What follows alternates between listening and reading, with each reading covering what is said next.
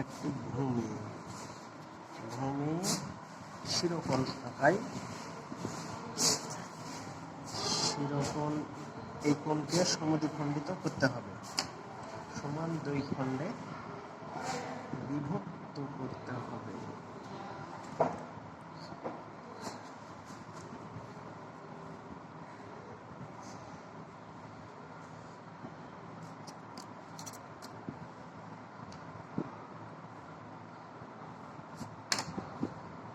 আর শিরোকোণ x ভূমি এ, ভূমি আর অপর দুই বাহুর সমষ্টিকে কি দ্বারা প্রকাশ করা হয়?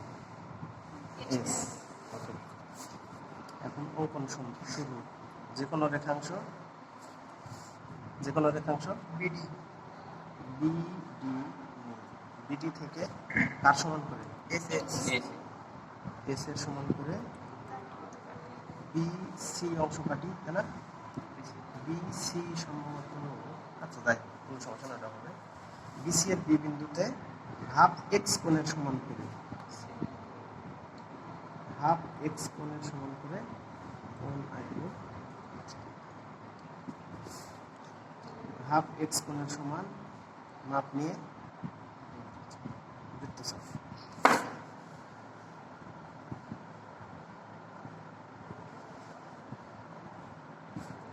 বিসিএফ দিলাম।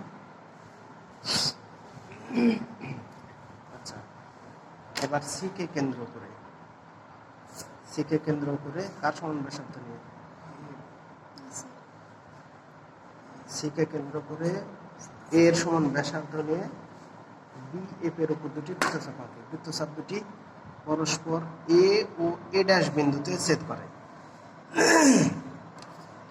এবার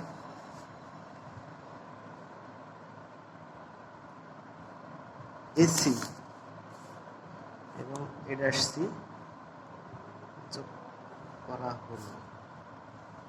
এবার এ কে কেন্দ্র করে, এ এবং এ ড্যাশকে কেন্দ্র করে হাফ এক্স কোণের সমান করে, অথবা বি কোণের সমান করে।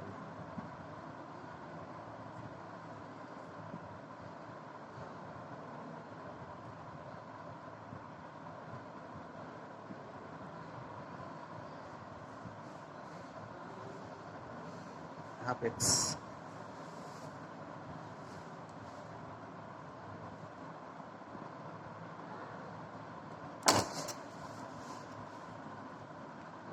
এ থেকে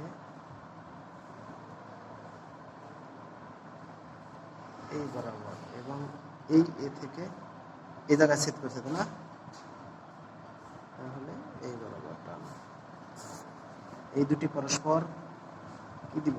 এ এ ড্যাশ, এ বি, এখানে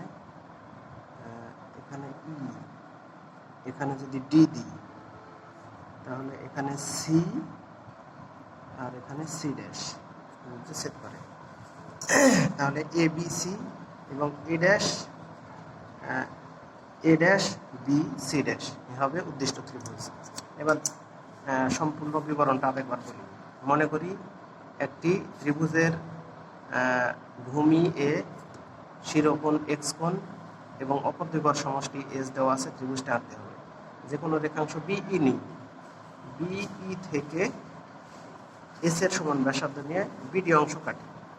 এখন বিডি এর বি বিন্দুতে হাফ এক্স কোণের সমান করে ডিবি এফ কোণ আঁকি। এবার ডি কে কেন্দ্র করে এর সমান ব্যাসার্ধ নিয়ে বিএফ এর উপর দুটি বৃত্তচাপ কাটি। বৃত্তচাপ দুটি পরস্পর এ ও এ ড্যাশ বিন্দুতে ছেদ করে।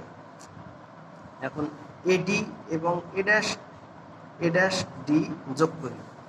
এখন এ এবং এ ড্যাশকে কেন্দ্র করে হাফ এক্স কোণের সমান করে বি এ সি কোণ এবং B a dash C dash কোণ আঁকি। তাহলে যা বি এবং ডি কে সি ও সি ড্যাশ বিন্দুতে ছেদ করে। তাহলে এ বি সি এবং এ ড্যাশ বি সি ড্যাশই হবে উদ্দিষ্ট ত্রিভুজ। ওকে,